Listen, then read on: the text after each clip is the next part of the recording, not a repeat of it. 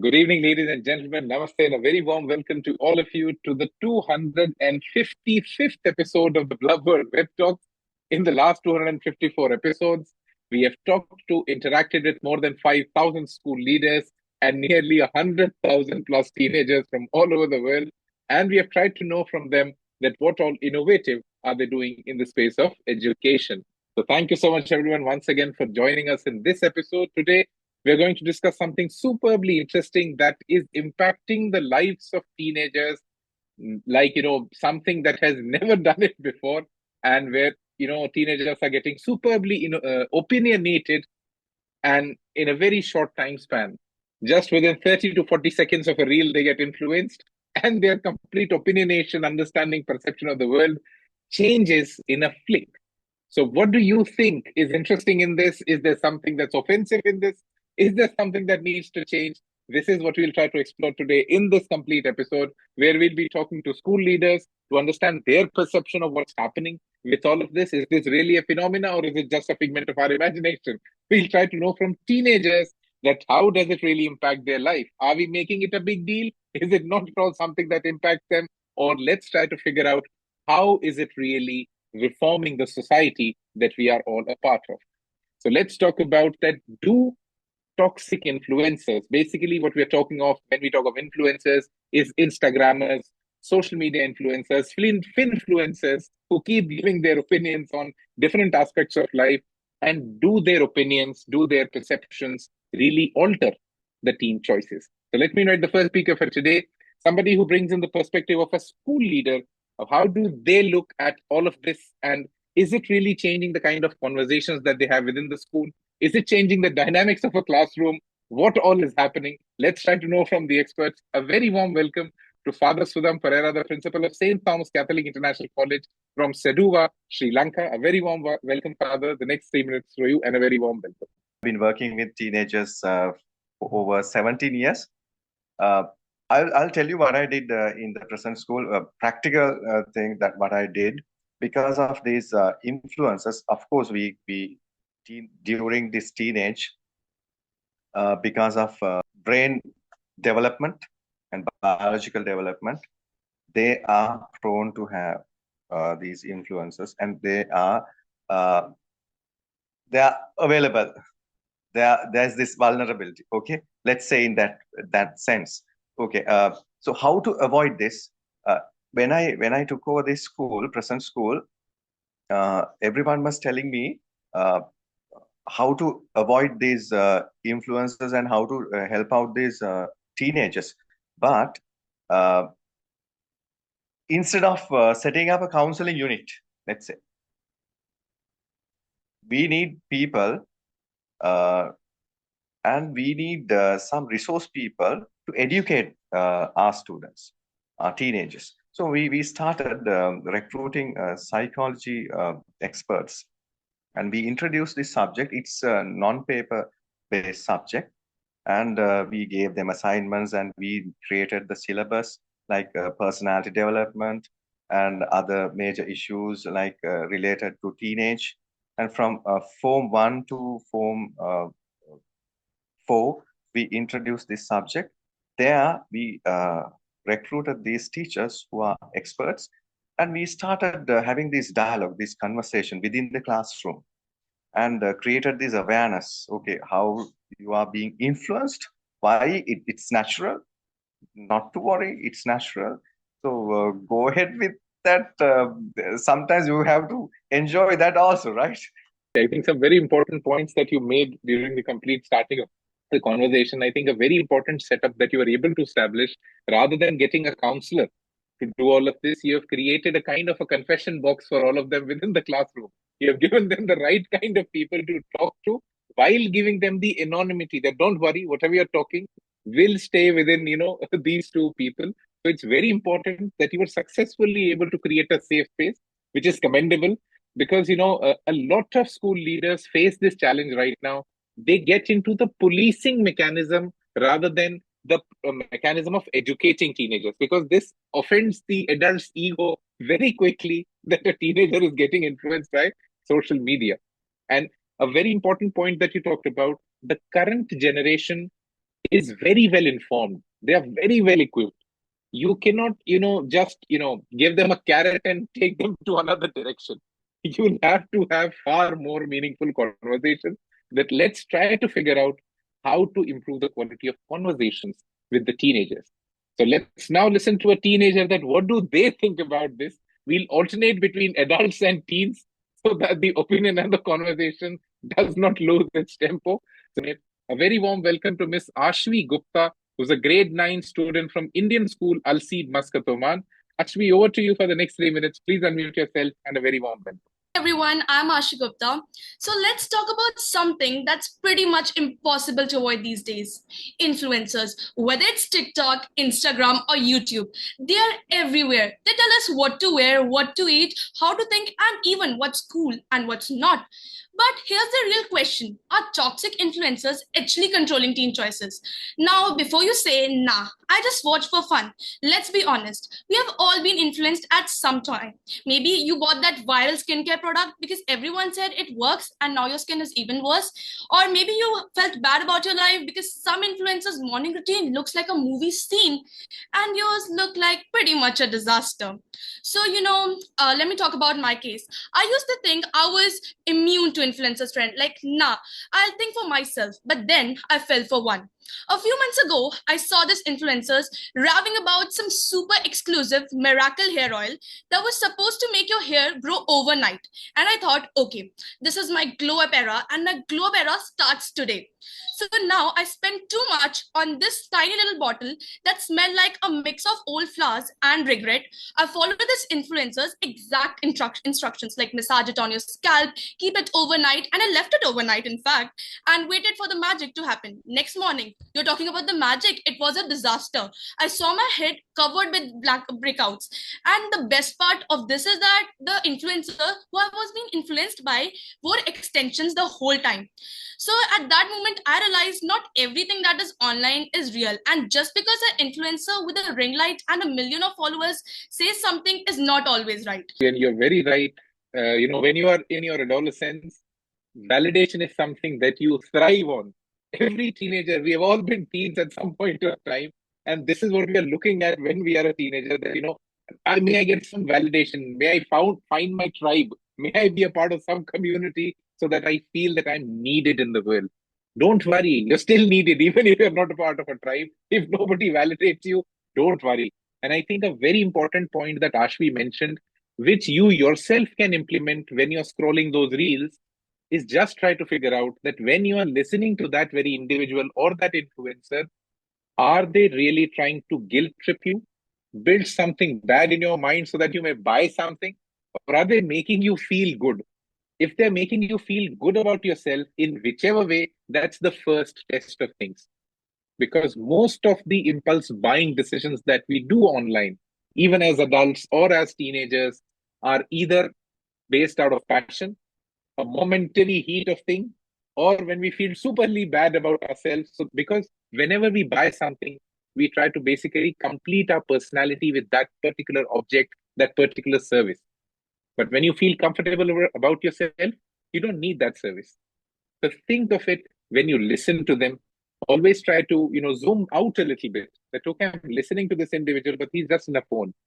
He might not be as authentic as I might be thinking because I am immersed in that experience of just scrolling.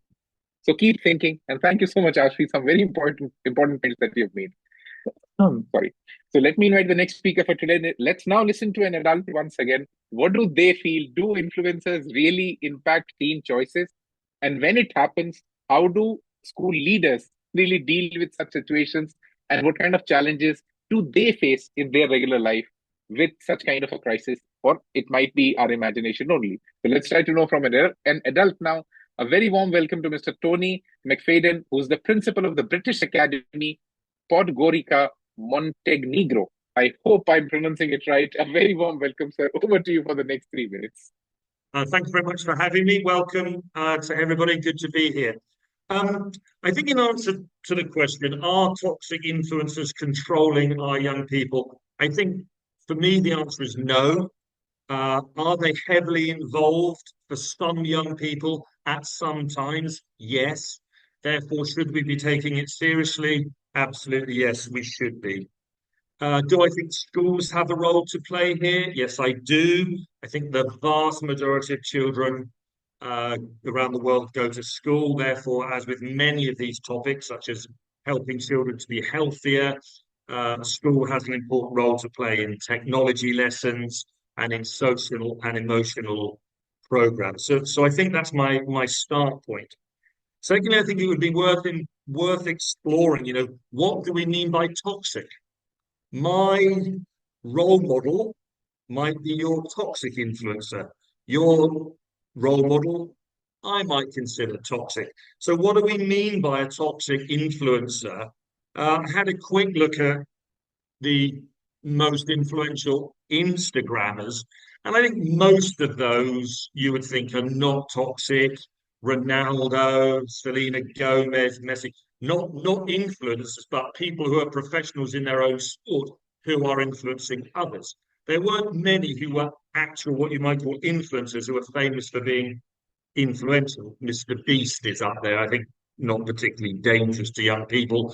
In the United Kingdom, where I'm from, certainly there is a lot of worry about some influencers. Andrew Tate, for example, gets a lot of attention for some of his views around misogyny and sexism, and I think we can all agree that's toxic.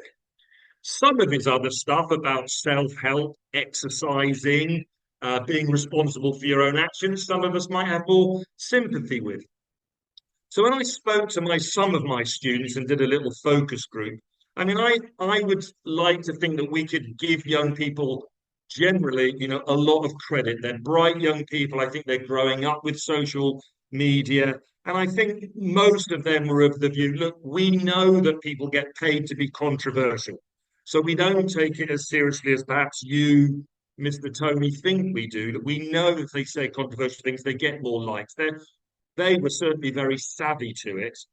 The same as product endorsement. They know that people get paid to advertise products or have a certain fizzy drink on the table when they're doing their press conferences. Thank you so much, Tony. And I think a very important point that you talked about, which must be carried forward in the discussion, is that the definition of toxic changes with individuals. Somebody who might be superbly toxic for you might be a superhero for me. So we also have to understand that this word toxic and the kind of categorization that we put an influencer into is superbly subjective. And at this point is where fact checking becomes superbly important. That are teenagers really able to figure out what's the scum and what's the kind of content that they really want? Are they really able to differentiate? I think the whole purpose of education is to build this wisdom where we are able to judge that, okay, this is good for me and this is bad for me. But the problem is we still don't have something that measures wisdom. A very warm welcome to Miss Anais, Leila, Ngolatsie, I hope I'm pronouncing it right, who's a grade 11 student from American International School of Brazzaville, Republic of Congo. Anais, over to you. My name is Anais Leila Ngolatsie, but no worries there. So when I think of a toxic influencer, I think of an individual who uses their platform to promote harmful and manipulative behavior. And I also like to consider that us teenagers are still forming our identities and are very easily influenced. So that's the first point I thought of when I saw this topic. And how I could relate to this personally is with body image, because as said before, these influencers set unrealistic beauty standards, promoted via filters, little things like TikTok filters, editing, or even plastic surgery, not being open and honest with your community about past surgeries. And yeah, so this obviously has a lot of well-known issues, but more seriously, it could lead to low self-esteem and eating disorders and anxiety, which is really pushed aside when it comes to that topic. And the pressure to look perfect affects our mental health as teens and our confidence. So just to sum up, I think that it's being an influencer, you hold so much and you have the power to do so much. So it is not easy to be an influencer, of course, but you should also be careful when you call yourself an influencer. And I really do think that toxic influencers, for this case, really do influence us teenagers. And now I think you're very right when you say teenagers can get influenced very easily. And, we all have a body image that has been projected to us by the media. And we have to understand that it's not, a lot of times the perception with which we live is not the reality. There's always a big gap between perception and reality. The way we see the world is our perception of it. It's not the reality for sure. So don't get too affected if something around you, makes you feel superbly bad about yourself or makes you feel about your body or your understanding of things. Just take your time, relax, chill. You'll find out the right space for you. Don't worry. For today, a very warm welcome to Miss Marie-Christy, who's again a grade 11 student from American International School, Brazzaville, Republic of Congo. Marie, over to you for the next 3 minutes. Please unmute yourself and a very warm welcome. Well, my name is Marie-Christy, and I want to talk about consumerism and the psychology behind it.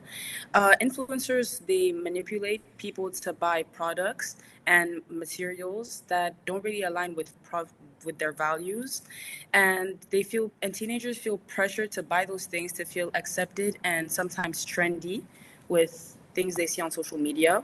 They promote a shallow sense of the self-worth based on materialism and the things that they own instead of their values and their morality. It has a psychological impact on teenagers because they feel a constant comparison with their peers and with people they see on social media and the things that are portrayed as being the next best thing. They have unrealistic views on things such as success, wealth, and their happiness in general, and feel like they constantly need to step it up to be able to reach that level that they see on social media. And teenagers may feel like they're falling behind in life or even stagnating based on what they see on social media every day when they scroll, and that they internalize inside of them to be able to get rid of the manipulation that they get on social media. Yeah, that's it. This is what we actually wanted to take our discussion towards, that, we have listened to all the speakers who are there today. So at this point, what do you think that during this conversation, can we give all the teenagers who might be listening to this some ideas on how do they really, keep their self-esteem in place so that they don't get easily influenced? Because that is what an adolescent really needs. That what are the things, any ideas, any practices that they can do so that they don't lose it? They don't get affected very quickly, that if somebody is saying something, they start questioning themselves. So I would again, invite the adults on the call to give some ideas. I would like to request Father Sudham Perera, that do you think you have some ideas that you can give to these teenagers so that, they don't get very easily influenced by content that they might be seeing on social media? And I would also like to, rope in Tony at this point, that, any ideas that we can give to teenagers so that they don't get easily affected. Yes, Father Sudham Perera. I'm not there to give a hard and fast or a cut and dried answer, but actually, you can't get away with this social media. The very first thing is that you got to accept there's something like this. If you are scared of social media, that is the end. You should not be scared of social media. That is a very strong platform actually where you can learn a lot of things. But also, you should have this realization within yourself that this can actually mislead us. Now, for example, if you, all these teenagers, I'm just asking you how these politicians use social media to change your mind, your perceptions. And that is a very classic example how you can be easily misled. Even in my country, social media is a toxic influencer when it comes to political upheaval, let's say, change. Right, when you say that, yeah, yes, please, yes, Tony, please.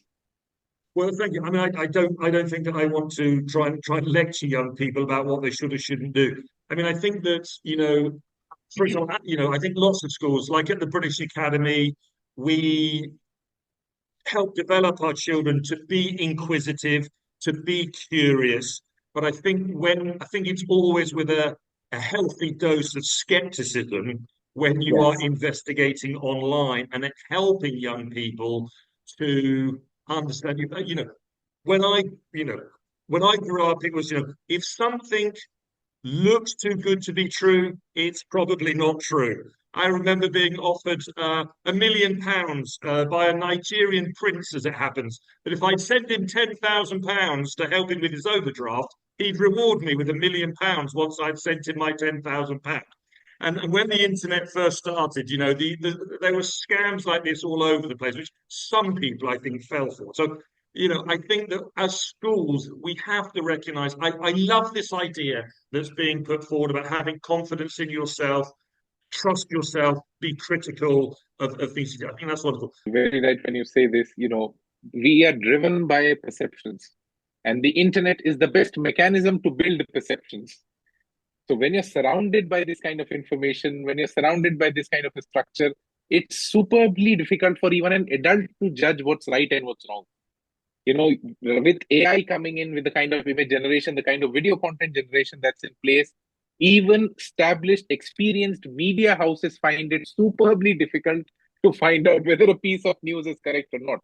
And sometimes, it even goes through all the levels of hierarchy and it gets published in the next day's daily.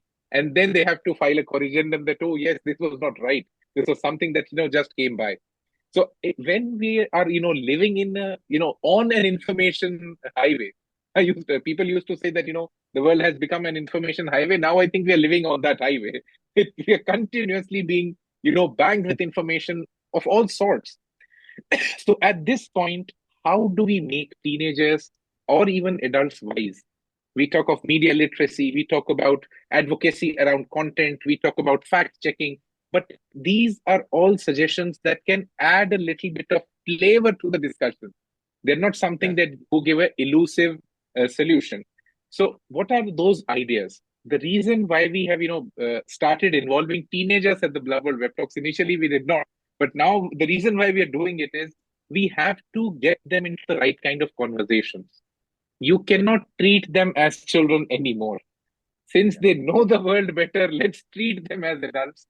Let's give them the kind of challenges that you're facing, because that will develop them quickly. Otherwise, they'll only... Yes, Sudham. Yeah. Can I add little bit of Please. I have that space? Now, we are so concerned about mental well-being, physical well-being, and we are not worried about social well-being. Right? So, like, it's the family, it's the society, and the group of people, and our company, our friends, our peers. That is, if this group of people are rich and they are helpful, and if they are supporting each other, so that creates a network where you can build up yourself. So that is the social well-being, your relationships. So mental well-being, it affects our mental well-being also. It affects our physical well-being also. This social well-being. So and the other aspect is that self-autonomy. Now there's this concept called learned helplessness. Okay, learned helplessness. I'm helpless because of social media, other influences. No, I'm not helpless. I have this strong ability to fight against these things. Putting blame on another person is not right. Okay, since I have the right judgment. Of course, there are people in our society who cannot have this capacity. Let's say cognitive capacity. Everyone is not the same, but there are average people. That, it should happen in a non-judgmental context. You will have to give teens a safe space. Since they don't have that social structure, the security of being able to talk to someone, I think the experiment that you're doing in your school, where you have given them a confession box, I think that is something that needs to be done more. We have to have a space where a teenager feels accepted, where they feel that they can speak out loud and they won't be judged. Because with social media coming in, I think one of the biggest threat that a teenager feels is that I'll be judged for whatever I'm posting. I'll be judged for whatever I'm saying. It becomes too accountable for them. And at adolescence is when we need the space to do mistakes. that we can correct them. There'll always be a comeback. They'll have to be given that assurity that don't worry, you'll get to correct all your mistakes that you're doing. I think one interesting point, if Father Sudham can share some of the learnings that you see with the kind of experiment that you're doing in your school, if you could share a one-pager or something that we could share with other schools to take their opinions on this, that do you think this process works in your school, not teaching them and giving them the space to speak it out loud with the kind of anonymity so that they don't get judged. All the three teenagers who are there on today's call, would you like to add something to the conversation? Are we adults making sense in whatever we are saying? Or is there something that you would like to correct? Anais, Marie, or Aashvi, want to add something to the conversation before we conclude the call? I mean, I think it's a very eye-opening take to hear adults and what they think about our issues, since I think these are, for me personally, and I think for my friends, these are only conversations we have with each other talking about social media. So it's very eye-opening to hear adults talk about this. And I agree with pretty much everything you guys said. It's nice to also see that you guys understand us as teens. And maybe just for the adults out there, be more understanding. We know that you guys think this is common sense, but we are still coming to the age and still exploring different stuff in the world. So please be more understanding. And for teenagers like myself, maybe I would say teenagers like me, limit your screen time sometimes, because I am very hardcore on social media, I would say, and that could be the reason for me why I've taken so much to heart, and I have experienced all these influencers. And a little bit. Aashvi, do you want to add something to the conversation before we conclude? To say the adults around us should be quite cooperative. Now, if I talk about myself, so my parents, of course, they do understand me at every time, but at the other end, I think there are many other adults, like for example, when I go out and we go for outing in my family friends group, so there are some parents of my family friends who think that what are these trust issues, there's a new word that is added, trust issues. I have trust issues on that, I have trust issues on this. So they're like, what are these trust issues? There's nothing like that exists. I'm like, yeah, we are new generations, we are going through it, and you should understand it. A lot of times the current teenage generation faces this, and even adults feel a little awkward when they're a part of this conversation. There's a complete new set of language that teenagers have. They use some jargons that the adults don't get, and for that it becomes superbly overwhelming that why is this minuscule thing superbly important in their life. So we have to understand they are born into a very different society.